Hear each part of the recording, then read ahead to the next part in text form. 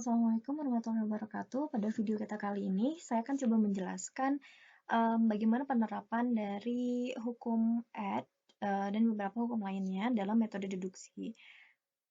Seperti yang sudah dibahas di video sebelumnya tentang bagaimana cara kerja gitu ya dari si hukum add itu adalah dia harus menggunakan operatornya adalah OR. Nah, jadi kalau di penambahan disjuntif ini adalah kita boleh menambahkan premis yang sebelumnya dengan proposisi apapun gitu ya.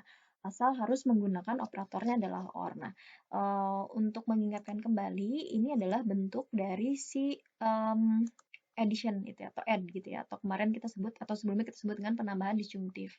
Jadi A itu nanti kesimpulannya bisa menjadi A or B atau A or C gitu ya. Nanti bisa disesuaikan dengan bagaimana kita mau menyelesaikan atau menentukan kesimpulannya.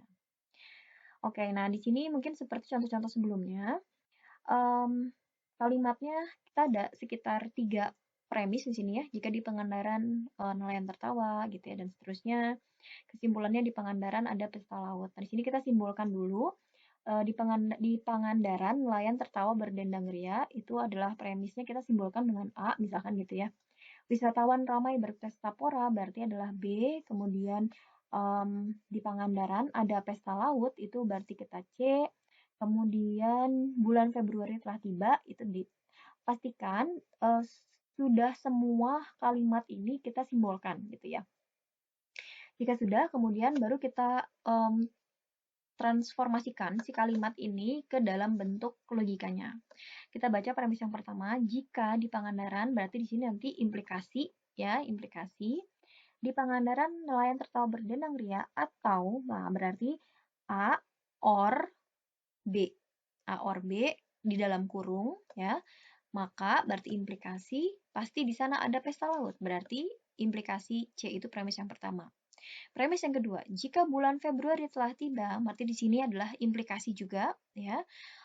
Kita lihat di sini antecedennya adalah bulan Februari telah tiba, berarti D.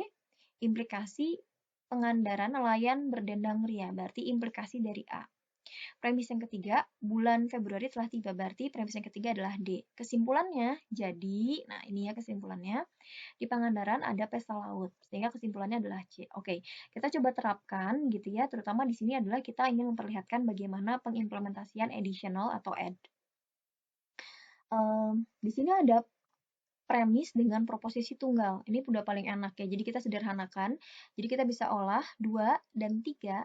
Nah, ingat premis pertama, di sini premisnya implikasi. Nah, jadi 2 dan 3 dimodus ponenkan hasilnya adalah A. Setelah itu, nah, Anda lihat di sini, kesimpulannya adalah C. Kesimpulannya ada di sini. Ya, nah, kemungkinan ini bisa kita lakukan apa? Kita modus ponenkan. Tapi lihat, antecedennya adalah A or B. Sementara kita hanya punya A di sini. Maka paling mungkin adalah nomor 4, ya, premis yang keempat ini kita add dengan B. Nah, seperti ini. Jadi A, jadi nomor 4 ini di-add-kan, sehingga A ini di-OR-kan dengan proposisi yang kita butuhkan. Yang kita butuhkan adalah proposisi B. Jadi kita A OR-kan dengan B. Dari sini udah gampang ya, 1 sama 5 dimodus ponenkan supaya hasilnya menjadi C. Seperti itu. Ya, jadi sangat mudah sekali kita bisa implementasikan. Oke. Itu adalah untuk yang add ya, atau additional ya. Jadi sudah kebayang ya bagaimana cara penggunaannya. Berikutnya adalah penyederhanaan konjungtif atau kita sebut dengan simplifikasi. Ya, simplifikasi. Ingat ya, simplifikasi itu adalah menyederhanakan. Jadi, kalau misal kita punya premisnya adalah PNQ, maka kita bisa ambil salah satu dari si premis ini. Boleh P-nya atau boleh Q-nya. Karena di sini jika PNQ benar, maka nilai-nilai konjungnya harus benar. Jadi nilai P-nya benar dan Q-nya juga benar. Seperti kita ketahui kan, kalau N itu dibentuk kalau hasilnya mau true, maka P dan Q-nya itu harus bernilai true juga kan ya kalau N. Sehingga di sini kita bisa pilih salah satu ya. Itu namanya adalah simplifikasi. Kita coba terapkan. Jika Farida datang, Rita pun ikut senang. Nah, kita coba simbolkan Farida datangnya adalah P, Rita pun ikut datang berarti Q, Farida dan Komala datangnya adalah R. Oke ya, sekarang kita coba ubah ke dalam bentuk logikanya. Premis yang ke-1, implikasi karena jika makan ya. Jika berarti Farida datang, P implikasi Q. Premis 1. Premis kedua, Farida dan Komala datang. Berarti P datang, ya, berarti PNR. Ya, jadi PNR. Jadi, nah berarti kesimpulan. Kesimpulannya adalah Q. Rita ikut datang. Kesimpulannya adalah Q. Oke. Jika seperti ini, nah kan mungkin kita agak kesulitan karena nggak ada proposisi yang tunggal seperti sebelum-sebelumnya, ya kan? Kalau nggak nyari yang tunggal, proposisinya yang cuma sendiri, kita bisa lakukan HS. HS itu kalau seumpamanya ada dua, minimal dua, yang apa namanya, bentuknya implikasi gitu kan ya. Nah, kebetulan karena di sini ya, si premis kedua di sini adalah dia bentuknya N, maka kita bisa simplifikasi. Anda tinggal pilih mau ambil yang mana. Nah, karena kebetulan di sini premis yang pertamanya adalah P implikasi Q, nah ya, untuk dapat nilai Q, saya harus mengeliminasi si P-nya gitu kan. Nah, maka premis yang kedua, ya, langkah yang ketiga adalah premis 2-nya kita simplifikasi, kita ambil nilai P-nya aja. Nah, seperti ini. Kita ambil nilai PA-nya aja. Sehingga akan lebih mudah ya. 1 dan 3 kemudian dimodus ponenkan untuk memperoleh hasil Q. Seperti itu ya teman-teman ya. Jadi sangat mudah sekali untuk kita bisa implementasikan. Oke, berikutnya adalah disjunctive syllogism. Nah, ini kita review lagi, disjunctive syllogism atau kita singkat DS aja ya. Ketika premis yang pertamanya adalah A, OR. Nah, ingat di sini operatornya adalah OR. Premis yang keduanya adalah kontradiksi dengan premis yang pertamanya, jadi negasi A. Maka kesimpulannya adalah menjadi B. Ya, jadi pokoknya premis pertamanya harus pakai OR, premis keduanya bernegasi atau kontradiksi dengan premis yang pertama, maka nanti kesimpulannya adalah sama dengan B-nya gitu ya. Nah, sekarang kita coba implementasikan. Saya pergi ke Palembang, kita coba simbolkan adalah A, kemudian saya berlibur ke Pemalang, saya simbolkan dengan B, kemudian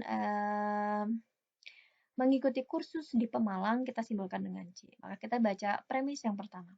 Saya pergi ke Palembang, berarti A, atau berarti OR ya, jadi A, OR, B. Premis yang kedua, saya tidak pergi ke Palembang, berarti negasi A, karena ada kata tidak, ingat ya. Jadi negasi A, tapi berarti di sini tapi ini berarti merujuk kepada dan ya. Dan gitu ya, saya mengikuti kursus di Pemalang, berarti N. Jadi di sini NC. Jadi saya berlibur ke Pemalang. Kesimpulannya adalah B. Oke. Nah, seperti ini apa yang harus dilakukan? Nah, ya kita terapkan simplifikasi karena di sini ada N. Nah, kita mau ambil yang mana? Kita mau ambil negasi A-nya karena di sini kesimpulannya adalah B. B itu ada di sini nih. Nah, ya. Nah, kalau mau ngambil ini, B di sini, yang paling mungkin adalah di DS kan, karena di sini adalah operatornya OR. Lain halnya kalau implikasi ya. Kalau implikasi berarti pakai modus ponen atau modus tolen gitu kan ya. Nah, karena di sini dan operatornya OR berarti paling mungkin adalah di DS kan gitu kan. Nah, tapi dia butuh adalah kalau DS berarti dia butuh si A-nya, negasi A-nya karena harus kontradiksi dengan A di sini kan. Nah, maka kita proses di sini, kita ambil negasi A-nya dengan mensimplifikasi premis yang kedua. Jadi nomor 2-nya disimplifikasi sehingga hasilnya negasi A. Selanjutnya berarti 1 dan 3 kemudian kita DS-kan untuk menghasilkan B. Nah, sehingga ini menjadi valid ya gitu ya, dapat ditemukan gitu ya. Dari keempat langkah ini dapat ditemukan betul valid kesimpulannya adalah B. Seperti itu. Oke, nah berikutnya adalah hypothetical syllogism atau kita singkat aja jadi HS ya. Nah, ini diingatkan kembali bahwa kalau HS, premis yang pertamanya adalah harus implikasi dan premis kedua juga harus implikasi. Premis pertama, P implikasi Q, premis kedua Q implikasi R. Ingat di sini lihat baik-baik ada proposisi yang sama. Ya, jadi kalau gampang diingat ini dicoret gitulah ya. Jadi hasil kesimpulannya adalah P implikasi R. Oke, sekarang kita coba masuk ke dalam contoh kasusnya. Premis pertama P implikasi Q, premis kedua Q implikasi R, premis ketiga R implikasi S. Nah, kesimpulannya adalah P implikasi S. Kita buktikan nih, ya. Dari premis-premis ini kita simpulkan bahwa betul kalimat ini adalah valid. Oke. Berarti gimana? Cari aja gitu ya, cari deh yang proposisinya sama. Ini karena kesemuanya implikasi, nah paling memungkinkan adalah di HS kan. Nggak bisa di modus ponen, karena kalau modus ponen kamu harus punya satu yang tunggal gitu proposisinya kan gitu ya. Caranya gimana? Paling mungkin adalah kita harus dapat ini kan kesimpulannya P sama S. Jadi P sama S di sini. Nah, berarti yang bisa kita lakukan 1 sama 2 kita HS kan ya supaya kita dapat P implikasi R. Nah, 1 sama 2 di-HS-kan. Setelah itu berarti dapat P implikasi R kan? Nah, R-nya akan kita coret, berarti 4 sama 3 kita implikasikan supaya bisa, kita HS-kan. 4 sama 3 kita HS-kan supaya bisa dapat P implikasi S. Nah, seperti itu ya teman-teman ya. Jadi, apa namanya, ini kita sudah lakukan bagaimana penerapan tadi add, simplifikasi, kemudian DS gitu ya, dan juga HS. Baik, di video berikutnya saya akan coba bahas lagi ada beberapa hukum dalam metode deduksi. Sekian video saya kali ini, nanti akan kita lanjutkan di video yang berikutnya. Terima kasih banyak. Wassalamualaikum warahmatullahi wabarakatuh.